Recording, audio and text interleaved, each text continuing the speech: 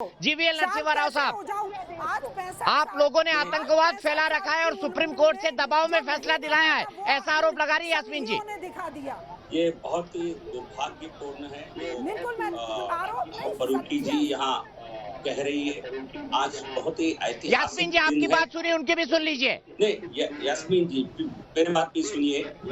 पूरे विश्व भारत ने जिस प्रकार इतने लंबे समय से चलने वाली एक न्याय प्रक्रिया को एक बहुत ही सहज तरीके से उसको सुलझाया है, और जो हिंदुओं के साथ जो दशकों तक अन्याय झेलते रहे कांग्रेस के वोट बैंक राजनीति के कारण, उसका अंतिम हम भी यदि चाहते तो राजनीतिक फैसले ले सकते थे। हम सत्ता में आए 2014 में, फिर चुनकर आए 2019 में।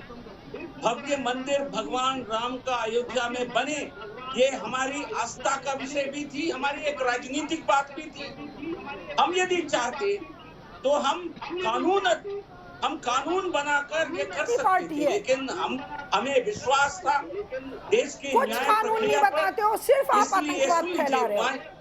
प्लीज सुन लीजिए। आज बहुत ही ऐतिहासिक दिन है, बहुत पूरे विश्व के हिंदू समाज के लिए और शांति प्रेम के लिए, विश्व वो दिन भी ऐतिहासिक था जिस दिन बाबरी मस्जिद शहीद की गई थी। अब देखिए 3000 लोगों ने जाके, सैकड़ों लोगों ने तोड़ दिया था।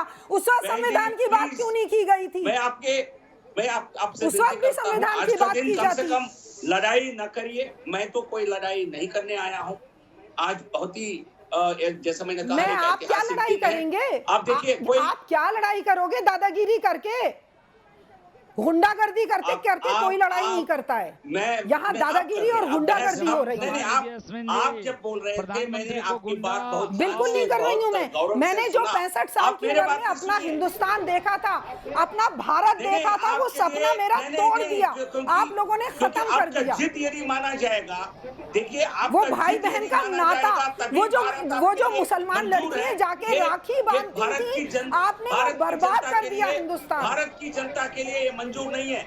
आप देश के सर्वोच्च न्यायालय को इस प्रकार अपमान कर रहे हैं।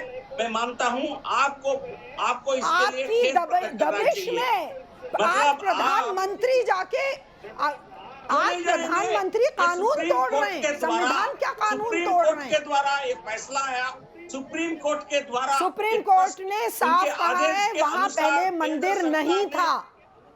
केंद्र सरकार ने श्री राम जन्मभूमि, आपकी जो तीर्थ क्षेत्र ट्रस्ट बनाया। आपसे रिक्वेस्ट करूंगा, हम सब लोग स्काइप पे जुड़े हुए हैं, अपने अपने वक्त पर बोलें। राव साहब अपना कंक्लूड करिए, फिर महंत राजू दास जी यास्मीन जी से बात करना चाहते हैं और बड़े व्यग्र हैं, हनुमानगढ़ी के प्रमुख महंत हैं, और आज राजू दास जी ने प्रधानमंत्री जी को पूजा भी कराई है। राव साहब आप कंक्लूड करिए प्लीज। मैं 30 सेकंड में कंप्लीट करूंगा। आज हमारे लिए बहुत ही एक ऐतिहासिक दिन है। यह दिन हमारे जीवन काल में ऐसा निर्णय, ऐसा समय आएगा, इसकी कल्पना हमें नहीं थी।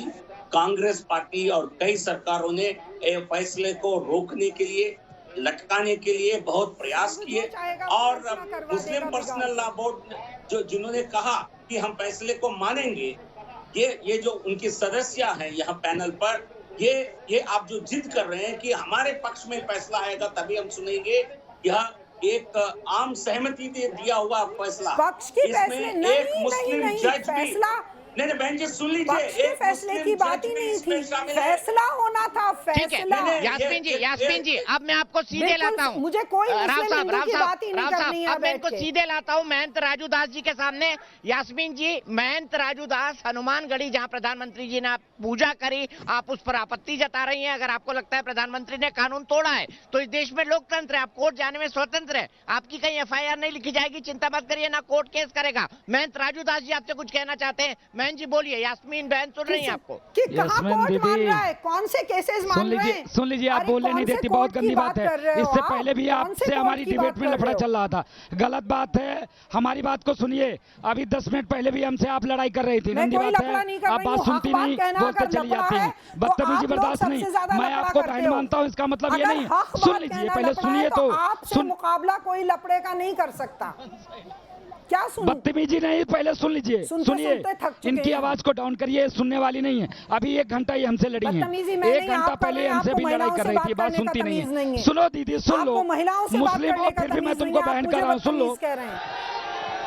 पूरे देश को आज सनातन धर्म संस्कृति की आजादी मिली है और आज जब देश, सुनो शांत हो जाओ, सुनो चुप रहो, सुन लो, जब से देश आजाद हुआ था तब से आज जाकर सनातन संस्कृति की आजादी मिली है। देखो बहन, नाराज मत हो, ठीक है, तुम्हारे मन में तकलीफ है, उसके लिए कोड बना है, लेकिन तकलीफ इस बात की हमको कि आप 2 मानक अपनाती हो, आप सेकुलरिज्म की 2 मानक मत अपनाओ।